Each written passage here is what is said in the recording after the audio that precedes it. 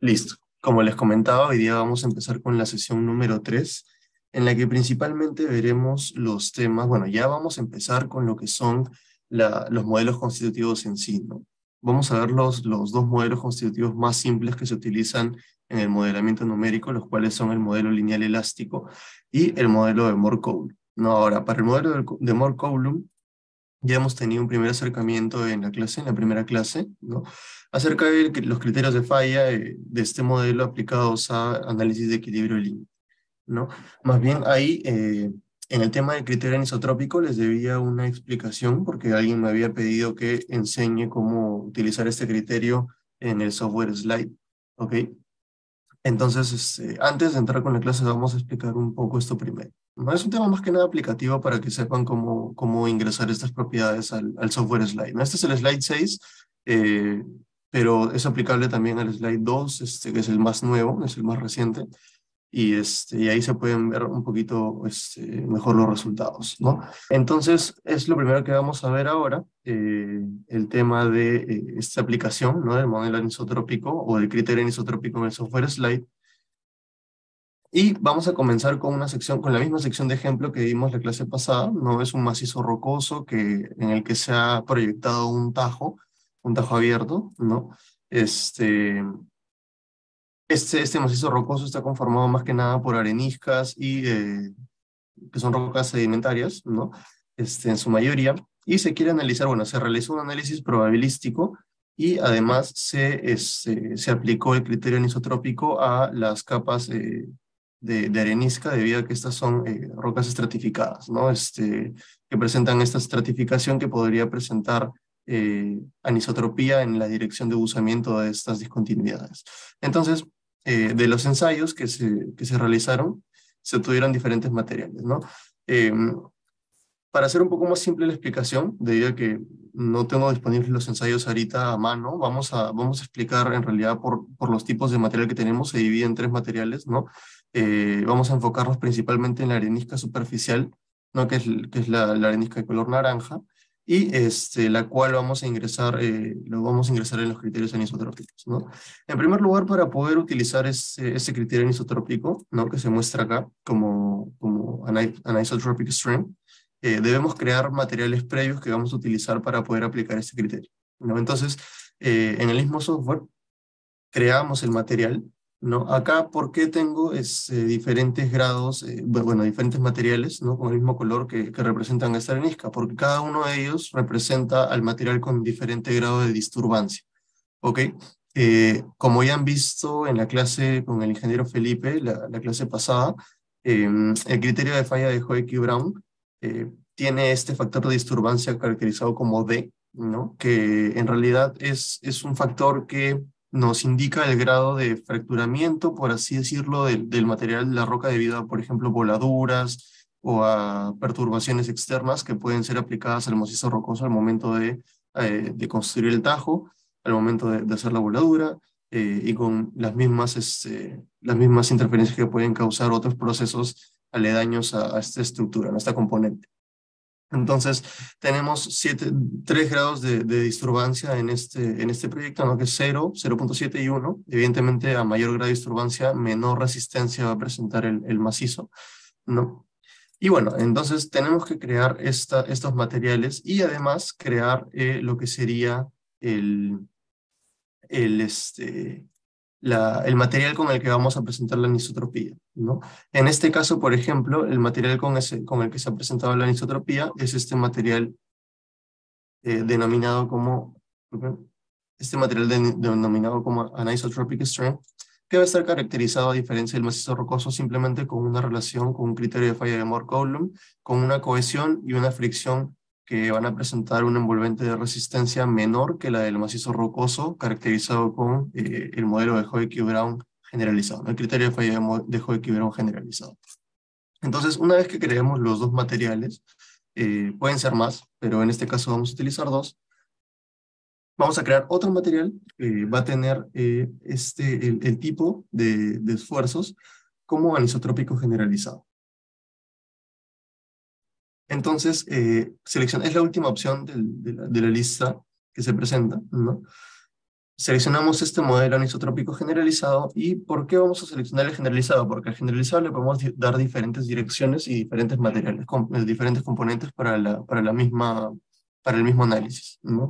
El anisotrópico lineal solamente te permite dar una dirección y un componente, y bueno, en este caso, de todas maneras es más conveniente usar el generalizado siempre, ¿no?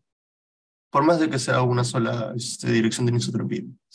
Pero bueno, entonces lo que vamos a hacer es crear una nueva función de anisotropía, ¿no? Entonces le damos acá new y lo que va a aparecer es la roseta, ¿no? La roseta de materiales a los que vamos a, de las que les había hablado en la clase pasada, ¿no? La roseta en donde vamos a determinar las direcciones de usamiento de cada material para determinar su correspondiente dirección de anisotropía. ¿No? Entonces acá, por ejemplo, ya había creado la anisotropía para este material, ¿no? Entonces lo que vamos a hacer es, básicamente en un ángulo desde -90 hasta 90 grados, ¿no? Desde -90 hasta 90 grados, lo que vamos a hacer es crear las distintas direcciones de este material, ¿no? Entonces, por ejemplo, si es que acá dice de -90 hasta 10 grados, quiere decir que, déjenme dibujar, que desde este punto, ¿no? Desde -90 hasta aproximadamente 10 grados, bueno, hasta 10 grados, el material que se va a presentar que va a analizar el programa en este macizo, en este material, va a ser el macizo rocoso con un grado de disturbancia de 1, ¿no? Luego, a partir de los 10 grados y hasta los 30 grados, es decir, justo en este rango, ¿no? 10 a 30, el material analizado va a ser ya la anisotropía, ¿no? El material anisotrópico, que es una resistencia más baja, que el material que hemos visto. Ahora, si ustedes pueden ver por qué de 10 a 30, ¿no? Ustedes dirán, si es una anisotropía no debería ser un ángulo específico y ya está, ¿no? Lo que les había comentado en la clase pasada es de que algunas publicaciones no sugieren de que se introduzca, además de la misma dirección de la discontinuidad que se quiere analizar, que se introduzca un grado de interfase, ¿no? Debido a que evidentemente el contacto entre este macizo rocoso y el relleno de la falla o el relleno de la discontinuidad no es del todo abrupta, ¿no? Sino que genera una discontinuidad pequeña que tiene una resistencia intermedia, que es justamente eh, la degradación de este material, cada vez más intemperizado, ¿no? Cada vez menos resistente, que se vuelve al final este relleno que estamos analizando, ¿no? Entonces, en ese ángulo, en ese rango de acción, yo les había comentado de que autores como Stacy sugieren un ángulo de 5 grados, ¿no? De 5 grados a partir de la dirección en la que hemos medido. Entonces, si nosotros hemos medido una dirección de 20 grados, ¿no? En la que va a usar nuestro material, podemos colocar ya sea 5 grados en sentido horario y 5 grados en sentido antihorario, o si es que según los ensayos que tengamos, tenemos otros valores, ¿no? Vemos que las direcciones de falla son un poco más extensas en algunos casos, en otros no, depende. O el macizo está muy fracturado, podemos extender este rango un poco más. En este caso, se consideró pertinente llevar esta interfase ya no a 5, sino a 10 grados, ¿no? De anisotropía. A partir de 20 grados le sumabas 10 en sentido horario y 10 en sentido antihorario, y restabas 10 en sentido antihorario, y obtenías este rango de 10 a 30 grados, ¿no? Y bueno, a partir de esta, de esta medición, lo que resta sería caracterizar el material hasta los 90 grados restantes, ¿no? Entonces, este material que va a seguir a partir de este ángulo de 30 grados va a ser otra vez la misma roca, ¿no? Entonces ya se forma acá nuestra roseta anisotrópica. Y evidentemente podemos poner diferentes direcciones de falla, y va a ser simétrico respecto al eje polar de esta roseta, ¿no? Vamos a poder poner diferentes direcciones de falla en caso tengamos más, y vamos a poder caracterizar este material adecuadamente, ¿no? Ahora,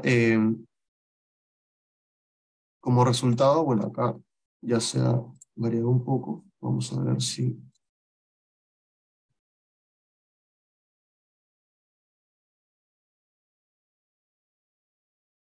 Bueno, entonces vamos a tener que calcularlo de nuevo porque varían unas cosas ahí.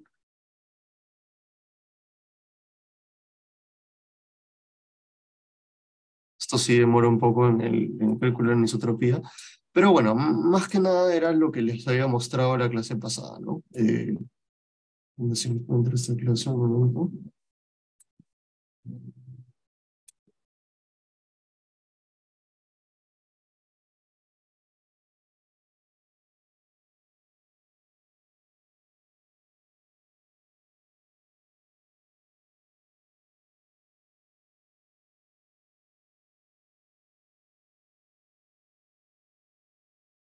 Que como se puede ver acá, en realidad esto es lo que vamos a tener de resultado, lo que va a calcular el programa, ¿no? El resultado muestra evidentemente una dirección totalmente evidente de anisotropía, ¿no? Que es justo esta dirección de falla que le hemos dado, ¿no? Evidentemente esta dirección va a rondar entre esos 10 a 30 grados, no va a ser exactamente 20, puede ser un poco más o un poco menos, porque le hemos dado un rango más grande, no va a ser la dirección en la que más desfavorable sea el factor de seguridad, ¿no? Y ese va a ser el resultado en realidad del programa que ahorita va a arrojar. Lo vamos a dejar calculando a ver si en un momento lo podemos observar. Pero ya ven que los factores de seguridad que se van calculando hasta ese momento son similares, ¿no? Evidentemente va a llegar a una superficie de falla más crítica en donde esto va a bajar drásticamente hasta 1,34. ¿Ok? Pero eso sería más que nada la parte de la anisotropía, ¿no? Y su aplicación en el software Slide para análisis de equilibrio límite, más que nada de macizos rocosos, ¿no? De materiales muy rígidos que pueden presentar este tipo de fallas. Eh, Antonio, el artículo, ¿a qué te refieres el artículo que les mencioné de Stacy? Es un libro y me parece que sí se los pasé en el comprimido que le envié a Mirko, si es que igual no se los ha podido pasar o no está disponible, ahí se lo paso, ¿ok? Es un libro, en realidad, es el diseño, bueno, es un libro que está orientado a diseño de minas en tajo abierto, ¿no? Y tiene diversas consideraciones. Entonces, ahí, igual se los paso por ahí, no se preocupe. Ok, entonces, bueno, ahora vamos a continuar con la clase en sí, la clase de hoy día, que vendría a ser, vamos a iniciar con el modelo constitutivo lineal elástico. Ok, en primer lugar, una pequeña introducción. En este modelo no hay mucho que abordar debido a que es un modelo bastante simple y ustedes ya han visto de, eh, bastante de esto en la clase pasada con el ingeniero Felipe, ¿no? En el tema de tópicos de elementos finitos, la ecuación constitutiva, etcétera. Han visto básicamente cómo se formula esta relación, ¿no? Pero bueno, vamos a repasar un poco más para que puedan refrescar el conocimiento y aplicarlo a los otros modelos, ¿no? Como sabemos, como hemos estado viendo en los modelos constitutivos para suelos y roca, se generan, se expresan generalmente en lo que son incrementos de esfuerzo versus incrementos de deformación. ¿Ok? Entonces, estos incrementos de esfuerzo y incrementos de formación se tienen que relacionar de alguna manera, ¿no? Son los dos parámetros más importantes que se utilizan en diferentes modelos constitutivos, ya sea para materiales, no solamente suelos, sino para, por ejemplo, las curvas de modelos constitutivos de lo que se usa para aceros, por ejemplo, etcétera, ¿no? Eh, Evidentemente cada una tiene un enfoque distinto, pero la base es la misma, la base teórica es la misma. Entonces, esta relación que ven acá es una matriz que relaciona estos incrementos, como se puede ver, este punto se denota como incremento en matemática, ¿no? Es un incremento que incluso se puede relacionar con derivada, ¿no? Con derivadas, que son incrementos infinitesimales, en realidad esta es la palabra clave, ¿no? De los esfuerzos efectivos presentes o aplicados a cierto material y que evidentemente esos esfuerzos eh, causan ciertas deformaciones, ¿no? Que igual se incrementan de distintas, en un distinto ratio de incremento, ¿ok? Entonces, esta ecuación nosotros si la proyectamos por ahora en el rango elástico, lo único que vamos a tener es que estas deformaciones, bueno, estos esfuerzos que son aplicados al material, ¿no? Que son esfuerzos que van a permitir que el material actúe en su rango elástico, van a producir consecuentemente deformaciones puramente elásticas. ¿Qué significa que las deformaciones sean elásticas? Que estas deformaciones son recuperables, ¿no? Que no son permanentes, que este material no ha sufrido un estado de falla que haga que estas deformaciones ya no sean recuperables, ¿no?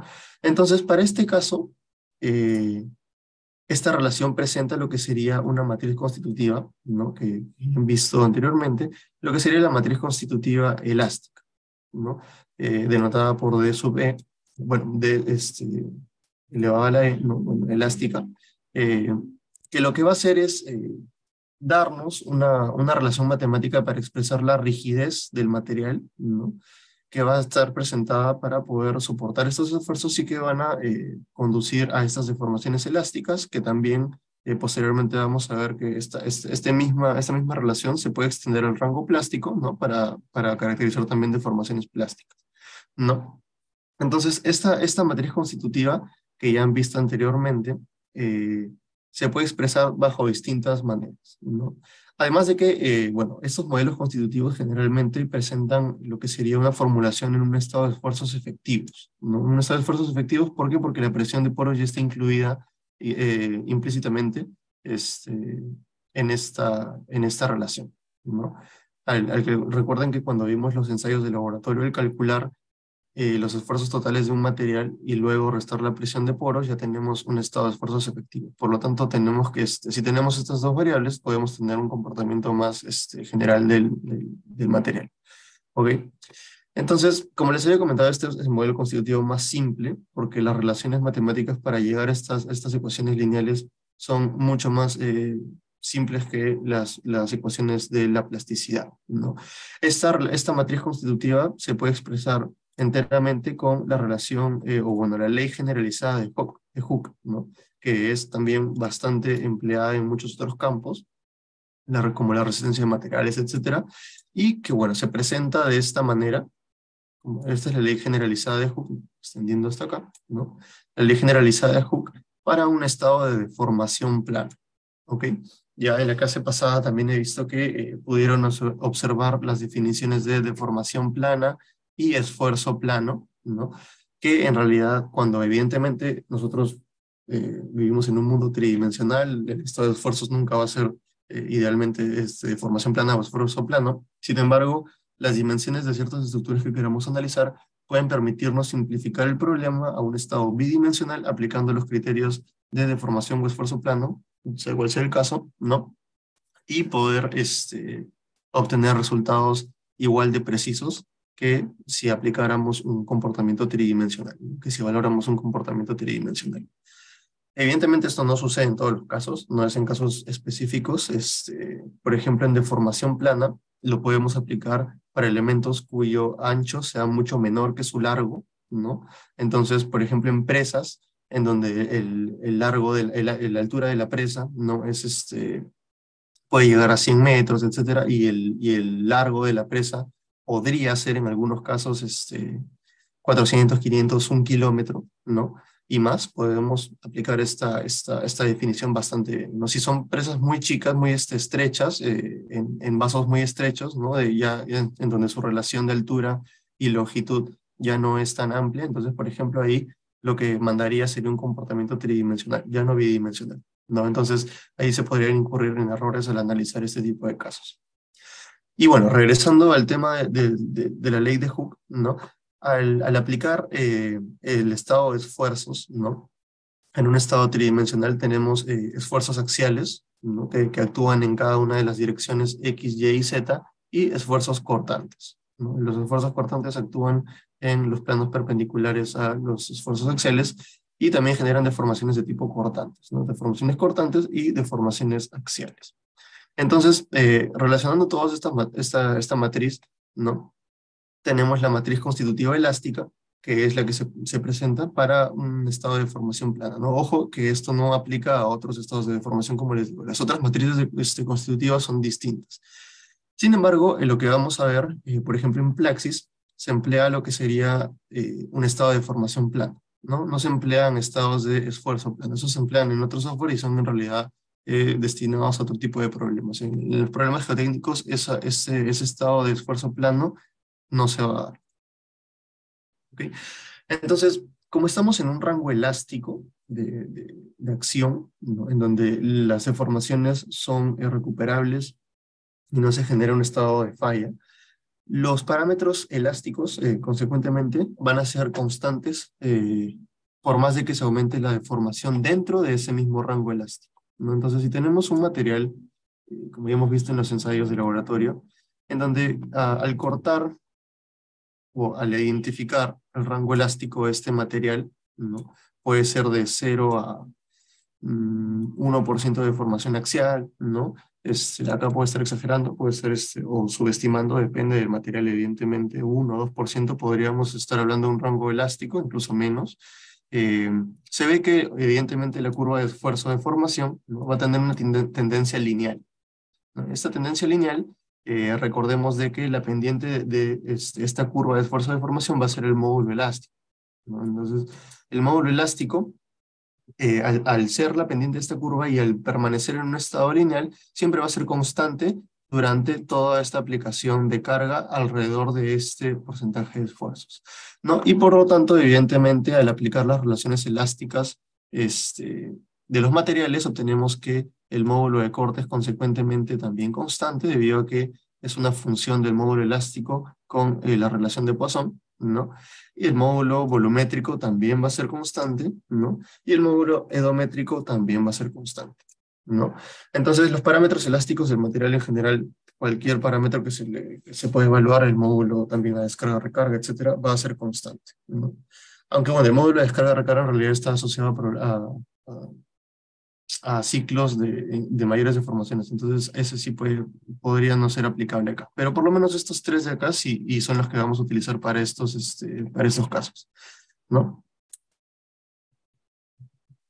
Entonces, en la calibración de estos parámetros, que en realidad básicamente es calibrar el módulo elástico y la relación de Poisson, ¿no? En los ensayos de la roca, de roca o suelos, en caso se den suelos, podemos utilizar los ensayos triaxiales, en roca también existen ensayos triaxiales, ¿no? O ensayos de compresión uniaxial, ensayos que te permitan encontrar la curva de esfuerzo de formación del material que quieres analizar, ¿no? Entonces, al obtener la curva de esfuerzo de formación del material que quieres analizar, ya tienes por consecuencia el módulo elástico. Entonces, al tener esto acá, vamos a poder caracterizar materiales muy rígidos, ¿no? Podría ser suelos muy rígidos, suelos que, por ejemplo, su velocidad de ondas de corte sea mayor a 760 metros por segundo, ¿no? Que es un suelo de tipo B, en la clasificación IBC, ¿no? Entonces, si tenemos un suelo que presente unas características similares a estas, ¿no? Podemos hablar de que ese suelo es suficientemente rígido como para que se comporte de manera similar al rango elástico de deformaciones, ¿no? Entonces, pero igual hay que tener cuidado porque a veces esto no es del todo correcto, ¿no? Depende de qué tipo de suelo estemos viendo, de qué tipo de suelo estemos analizando, porque también recuerden de que las propiedades de los materiales incrementan conforme a la presión de confinamiento, ¿no? Entonces por ahí podemos incurrir en algunos errores.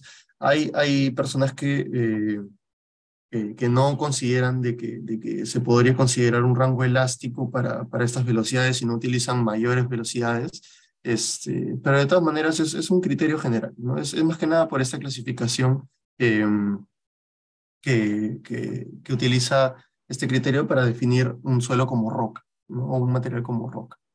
Entonces, a ver, teníamos una pregunta ahí. Jorge, ¿qué tal? Me pregunta, ¿cuál es la diferencia entre el módulo elástico y el edométrico? ¿Una es tangente y otra secante o cómo se muestra en el... No, no, no. Lo que pasa, Jorge, es de que en realidad el módulo elástico es el módulo de deformación total del material. El módulo edométrico en realidad es un módulo eh, bastante especial porque es un módulo que solamente considera elasticidad a una compresión uniaxial. No considera deformaciones horizontales para caracterizar la resistencia elástica, bueno, la rigidez del material, ¿no? Entonces es puramente compresión uniaxial eh, y es por eso que es diferente del módulo elástico que sí caracteriza la resistencia general de ese material, ¿no? Tanto considerando deformaciones horizontales como verticales. y que se obtiene del ensayo de curva de, por ejemplo, el ensayo, el módulo elástico, ¿no? De los ensayos triaxiales se obtiene el mismo ensayo triaxial, ¿no?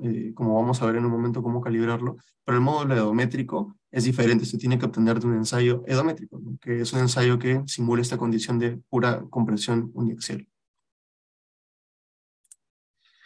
Entonces, bueno, continuamos. Eh, Entonces, ya, tenemos que, básicamente los parámetros para caracterizar este modelo constitutivo son el módulo elástico y la relación de Poisson, porque ya de por default, con estos dos, como habíamos visto anteriormente, se calcula con las relaciones elásticas el módulo de corte. Ahora, si ustedes tienen ensayos geofísicos, ¿no? Que muestran la velocidad de corte, que pueden obtener los parámetros elásticos a bajas deformaciones, también podrían caracterizar el material únicamente con el módulo de corte, ¿no? Y posteriormente con una relación de Poisson ya se obtiene directamente el módulo elástico. Pero ¿cuál es el problema? El problema es que, bueno, este módulo elástico generalmente obtenido de los ensayos geofísicos, ¿no? A partir de la resistencia cortante del material, o la rigidez cortante del material, suele ser muy alto. Por esto mismo que el mismo ensayo, por ejemplo, el más W, ¿no? Por definición, eh, lanza velocidades de ondas de corte que generan bueno, lanzan ondas, lanzan perturbaciones que generan una deformación muy pequeña en los suelos, por lo tanto, los parámetros que se obtienen en estos ensayos van a ser siempre a bajas deformaciones y a veces podemos sobreestimar este parámetro elástico, ¿no? Lo que se suele utilizar eh, regularmente es un módulo elástico degradado, ¿no? Que es un módulo elástico perteneciente, correspondiente al 50% de la deformación pico alcanzada en el ensayo, ¿no? Esto es más que nada para alcanzar un rango más real de acción en el suelo. Ahora, evidentemente, si nosotros vamos a aplicar este modelo elástico, no lo vamos a aplicar a suelos en sí, ¿no? Eso estaría completamente mal. O sea, uno no puede evaluar deformaciones únicamente con el módulo elástico y ya está, y decir que eso es un resultado aproximado para un suelo, propiamente dicho, ¿no? Para un suelo que tiene velocidades de corte mucho menores que las que mencioné. Entonces, para esto sí se debe utilizar otro tipo de ensayos que vamos a ver, otro tipo de caracterización, ¿no? Pero para eso los rígidos podría ser aproximado. Entonces, bueno, dejando de lado el modelo constitutivo elástico, ¿no? Que es la base de estos modelos en realidad. Ahora vamos a pasar al modelo constitutivo de Markov. Como ya les había mencionado en la parte inicial del...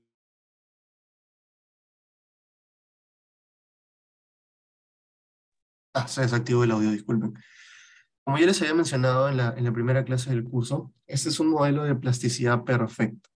¿Qué quiere decir? Que no considera el comportamiento ni de endurecimiento ni de un comportamiento de ablandamiento del suelo, ¿no? Entonces, como habíamos visto en la primera clase, los suelos tienden a tener tanto un comportamiento de endurecimiento como también podrían tener un comportamiento de ablandamiento, ¿no? Entonces, lo que hace el modelo de Moore-Coulomb es para simplificar las cosas, simplemente diciendo, a partir del esfuerzo, del esfuerzo pico del material, ¿no? Del esfuerzo y de la deformación pico del rango elástico del material, a partir de ese momento se va a aplicar una plasticidad perfecta, que quiere decir que para cualquier esfuerzo que se le aplique a ese material, la deformación ya consecuentemente va a ser infinitamente mayor, ¿no? ¿Por qué? Porque llega a un estado de falla total. Esa es la plasticidad perfecta. Pero los demás modelos constitutivos que vamos a ver posteriormente, como el hardening soil, como el soft soil, todavía consideran un rango superior de deformaciones que evidentemente permiten modelar un mucho mejor comportamiento del suelo, ¿no? Ahora, si nosotros nos referimos a la plasticidad perfecta, no podemos dejar de lado el concepto de la elasticidad y plasticidad, ¿no? En este caso la elastoplasticidad, que tiene un principio básico que es más que nada, y es en lo que se basa mucho de la formulación que vamos a ver posteriormente, es que las deformaciones totales son simplemente la suma de las deformaciones elásticas más las deformaciones plásticas, ¿no? Entonces, como se ve en el gráfico, esta es la curva de esfuerzo de formación de un suelo que está modelado con el modelo constitutivo de Moore-Coulomb, ¿no? Este es su envolvente de esfuerzo, ¿no? Y se presenta evidentemente el rango elástico y el rango plástico. Entonces, la deformación total del material que vamos a obtener de los ensayos, ¿no? Los ensayos de este suelo ideal, ¿no? Entre comillas, va a ser la suma de estas dos deformaciones, ¿no? Y además, evidentemente, si nosotros derivamos esta ecuación respecto de los ejes, los diferentes ejes que vamos a analizar, obtenemos el incremento de deformaciones totales, ¿no? Que sería igual la suma del incremento o el ratio de deformaciones elásticas más la suma del incremento o ratio de deformaciones plásticas. Ahora, nosotros tenemos que sustituir estas ecuaciones en lo que sería la ley de Hooke, ¿no? En la ley de Hooke generalizada que hemos visto, que es la relación elástica anterior, ¿no? En donde tenemos únicamente deformaciones elásticas, ¿no? Entonces, eh, evidentemente, como ya es un suelo que modela la plasticidad, no lo modela bien, pero modela de alguna manera la plasticidad, ya las deformaciones no son totalmente elásticas, por lo tanto tenemos que tomar en cuenta las deformaciones totales y las deformaciones plásticas en la ecuación, ¿no? Entonces, aplicando esta consideración, tenemos la ecuación resultante, ¿no? Que en realidad sería las deformaciones elásticas representadas como una diferencia entre las deformaciones totales y las deformaciones plásticas. Ahora, según la teoría de la plasticidad, ¿no? Estos cambios en las deformaciones plásticas son proporcionales a la derivada de la función de fluencia respecto de los esfuerzos. Ya han visto también un poco de lo que sería la función de fluencia, ¿no? La función de fluencia es una relación matemática que lo que va a hacer es determinar este espacio máximo de esfuerzos al que puede estar sometido un suelo, ¿no? Esta función es una función que se expresa de una manera tridimensional en los casos ideales, ¿no? Y cuya representación en el caso bidimensional sería esta curva de esfuerzo de formación del material en sí. ¿Ok?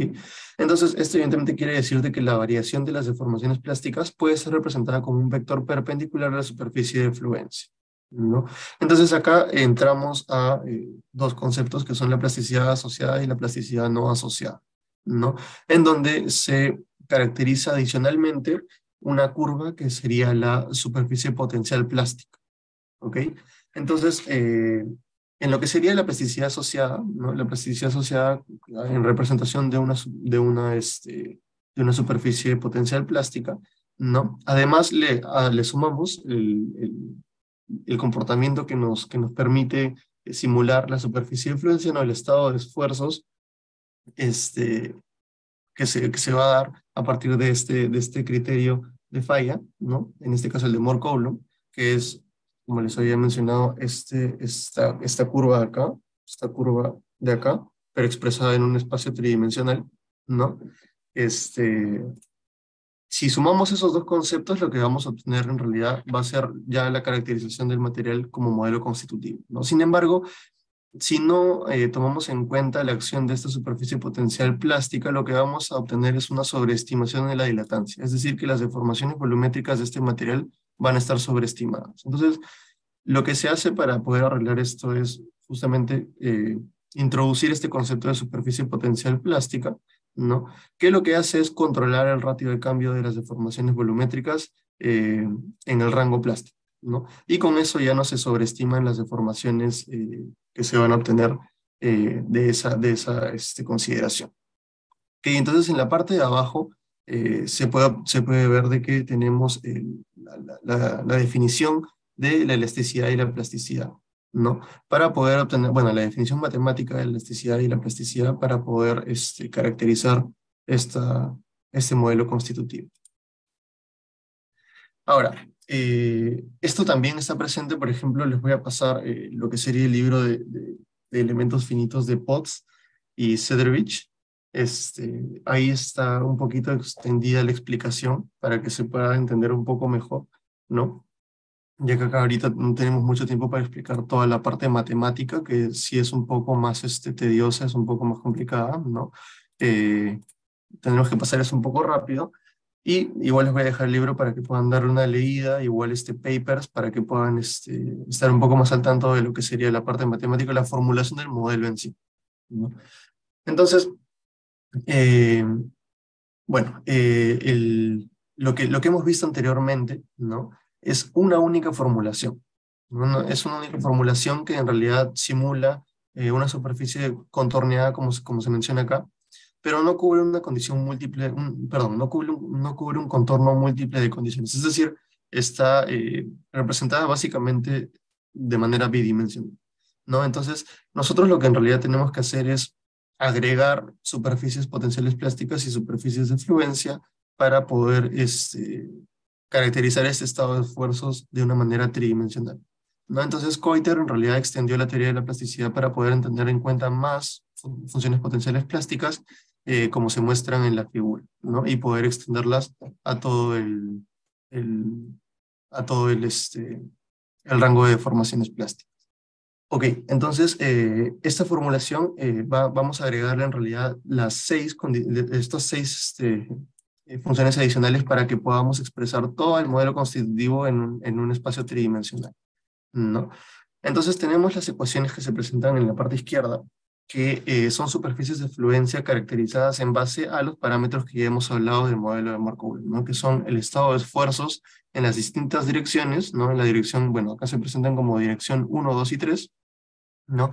Y básicamente los parámetros resistentes, que es en lo que en realidad se basa el modelo, que es el ángulo de fricción y la cohesión efectiva del material, ¿no?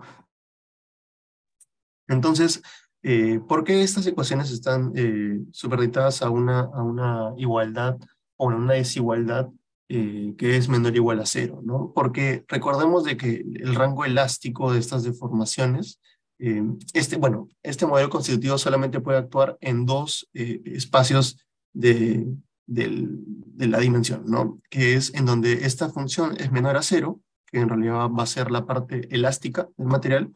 Cualquier punto que esté dentro de esta superficie, ¿no? Va a ser presentada como el rango elástico del material, y el otro escenario es de que la superficie sea igual a cero, ¿no? Cada una de estas funciones sea igual a cero, en donde vamos a obtener el estado de falla, ¿no? El criterio de falla, cualquier punto que esté dentro o que pertenezca a esta misma superficie, ¿no? Este, y que va a darnos consecuentemente deformaciones plásticas, ¿no? Que ya no son recuperables. Adicionalmente a eso, bueno, como les hablaba de lo que es la superficie potencial plástica, eh, esta formulación es un adicional matemático que se utiliza para poder controlar esas deformaciones volumétricas que se dan en el material, ¿no? Y en realidad lo que utiliza la función potencial plástica para poder ser caracterizada de manera muy similar a la superficie de fluencia es básicamente un parámetro volumétrico que se llama ángulo de dilatancia, ¿no?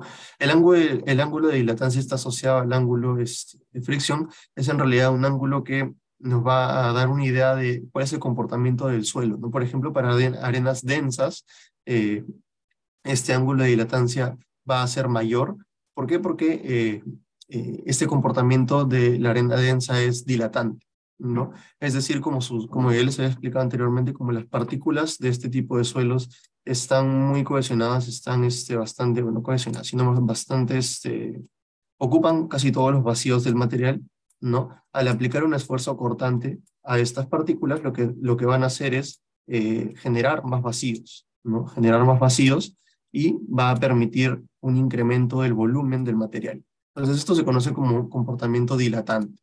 Entonces, al contrario de esto, evidentemente está el comportamiento contractivo que se presenta en materiales sueltos, ¿no? En donde estas partículas, en vez de generar un vacío, más bien compensan los vacíos debido a una acción, a un esfuerzo aplicado al material, ¿no? Entonces, evidentemente, en este tipo de suelos contractivos, el ángulo de dilatancia es cero, ¿no? Y para los suelos dilatantes, el ángulo de dilatancia puede aumentar en función del ángulo eh, de fricción. Por ejemplo, hay una relación bastante simple que se utiliza generalmente, que es que el ángulo de dilatancia es igual al ángulo de fricción menos 30 grados, ¿no? Menos 30 grados. Esto podría ser, es aproximado en la mayoría de casos, pero de todas maneras, cuando el comportamiento del suelo está en un rango intermedio de dilatancia, por así decirlo, ¿no? Esto puede variar por más o menos unos grados, y podría generar alguna diferencia. Entonces, igual se puede determinar este ángulo de manera directa con ensayos, ¿no? Con ensayos consolidados drenados, ¿no? pero sin embargo, si es que en algún momento no se tiene esa información, se puede obtener de todas maneras a partir del ángulo de fricción directamente. Ahora, los parámetros totales del modelo. Entonces tenemos el modelo de Moore-Coulomb, el modelo ya constitutivo del Moore-Coulomb, que lo que hace en realidad es juntar estos dos conceptos, ¿no? Estos conceptos de la elasticidad y el criterio de falla de Moore-Coulomb que hemos visto anteriormente, para poder obtener una superficie tridimensional de esfuerzos, de un estado de esfuerzos que permita caracterizar el material, ¿no? Entonces tenemos la cohesión, la fricción, parámetros que ya hemos visto. Un único nuevo parámetro que acabamos de ver ahora es el ángulo de dilatancia, ¿no? Y el módulo elástico, ¿ok? El módulo elástico y su respectiva relación de Poisson. Ahora, estos parámetros, cualquiera de estos parámetros, excepto el ángulo de dilatancia, se pueden obtener de los ensayos consolidados drenados de cualquier triaxial, ¿no? Bueno, exceptuando el triaxial UU, en donde solamente se obtiene cohesión y bueno, la fricción es idealmente cero, ¿no? Y también se pueden obtener por correlaciones, ensayos SPT, SPT, SPTU, etcétera. Pero el ángulo de dilatancia se puede obtener más que nada con el ensayo triaxial consolidado drenado, ¿no? Porque en este ensayo, como les había mencionado anteriormente, existe esta medición, o bueno, este drenaje de la presión de poros que permite que existan deformaciones volumétricas en el material, lo cual va a permitirnos medir el parámetro, el ángulo de dilatancia, ¿no?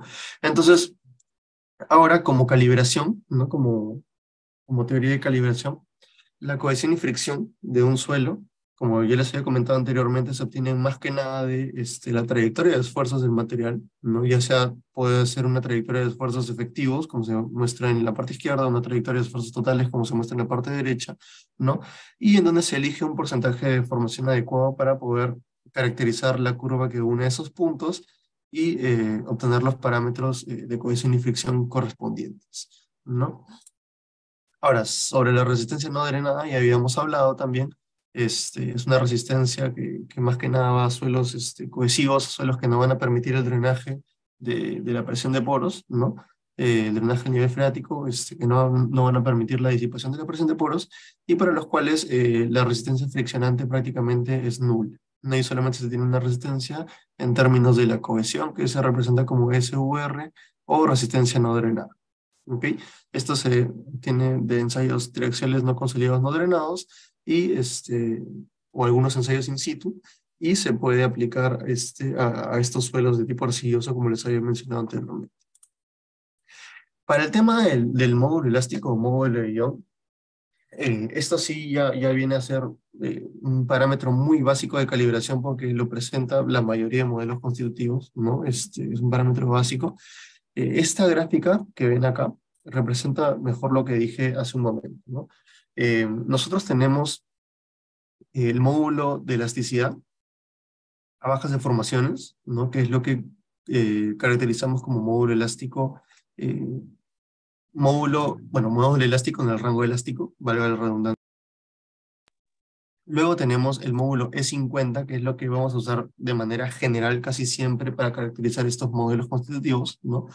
Que en realidad lo que representa el módulo elástico de 50 es un módulo que va a ser calculado en el punto en donde la deformación de ese punto, el esfuerzo de ese punto, sea el 50% de la deformación pico alcanzada, ¿no? O sea, si por ejemplo esta deformación es deformación pico, ¿no? Lo que vamos a hacer es buscar en esta curva qué punto es el que tiene la mitad de este esfuerzo, perdón, de este esfuerzo, y en ese punto vamos a aplicar la ecuación de la línea para poder encontrar, de la ecuación de la recta para poder encontrar la tangente de la recta que une el origen con este punto, y este va a ser nuestro módulo elástico al 50% de deformación pi. ¿Ok? Como se muestra en el gráfico, este valor de acá, ¿no? Este valor de acá y este valor de acá son iguales, ¿no? Y equivalen a la mitad de la deformación pi, del esfuerzo pi. Por otro lado tenemos el módulo de descarga-recarga. El módulo de descarga-recarga se puede hacer con estos ciclos de descarga-recarga que se pueden aplicar en los ensayos triaxiales, ¿no? Y que nos van a dar un punto de inicio del ciclo, un punto de inflexión en el ciclo entre la recarga y la descarga y la recarga, perdón, y los cuales al unirlos nos van a dar la pendiente de la recta que vendría a ser nuestro módulo elástico de descarga y recarga del material. ¿No? Esto más que nada va a utilizarse cuando caractericemos modelos constitutivos más avanzados que simulen el comportamiento cíclico de un material, ¿no? Bajo estados de descarga-recarga, como por ejemplo el hardening soil, el hardening soil en el rango de las bajas deformaciones, el hardening soil small, ¿no? Y que son aplicables, por ejemplo, a análisis dinámico, etcétera. ¿Ok? Entonces, bueno, esta sería la parte del módulo E50, del módulo de elasticidad. Y pasamos a lo que sería el ángulo de dilatancia. Entonces, en los ensayos consolidados drenados, nosotros tenemos lo que sería la curva eh, de deformación volumétrica versus deformación axial, ¿no? Que es esta curva de acá. Entonces, en la curva de deformación volumétrica versus deformación axial existen dos casos, ¿no? Una en la que puede ser un suelo dilatante, ¿no? En donde evidentemente si el suelo dilata, quiere decir de que la deformación volumétrica va a aumentar, ¿no? Entonces, evidentemente siempre va a haber una pequeña contracción al inicio. Entonces, eh, va a haber una pequeña contracción al inicio que va a indicar un pseudo comportamiento contractivo, ¿no? Pero de todas maneras las partículas al inicio van a tener ese comportamiento porque van a empezar a juntarse entre sí, ¿no? Entonces, este, va a haber este pequeño punto de inflexión acá, pero una vez que se llegue al estado de esfuerzo que deseamos, ¿no? De la deformación que deseamos, evidentemente las partículas en un suelo dilatante van a generar este fenómeno que les he explicado previamente y la curva se va a disparar hacia un rango dilatante, ¿no? Hacia un rango positivo dilatante. El otro es que tengamos simplemente un comportamiento contractivo, que es una curva que va a una deformación volumétrica negativa, ¿no? Que representa contractividad. Entonces, si nosotros tenemos este comportamiento dilatante, no podemos obtener el ángulo de dilatancia como una relación, ¿no? Entre la pendiente de esta curva. Entonces, la pendiente de esta curva que obtengamos, básicamente, va a ser la relación entre dos veces el seno de este ángulo, ¿no? Entre 1 menos el seno de este ángulo. Ahora, haciendo la salvedad de que algunos valores acaban a ser negativos, ¿no? Entonces tienen que ver esta convención de signos para que puedan aplicar bien la relación y no les salga cualquier cosa. Pero bueno, esta es la relación que se puede obtener para poder hallar este parámetro, ¿no? Y en el caso de la relación de Poisson estática, porque ahorita estamos viendo una relación de Poisson elástica, estática, ¿no? Existe otra que es una relación de Poisson a descarga-recarga que vamos a ver posteriormente en otra calibración. Es esta misma imagen que está por acá, pero no los voy a confundir ahorita. En realidad la relación de Poisson se puede aplicar o se puede obtener calculando igual, por ejemplo, el coeficiente de presión lateral de tierras, ¿no? En función del ángulo de fricción y posteriormente aplicando la relación que se presenta en pantalla para poder obtener la relación de Poisson del suelo. ¿Ok? Este coeficiente evidentemente es para suelos no consolidados. Existen correcciones que se pueden hacer para suelos sobreconsolidados, ¿no? Con el OCR, etcétera. Pero esta es una manera explicativa del procedimiento que se puede realizar para poder calibrar este parámetro.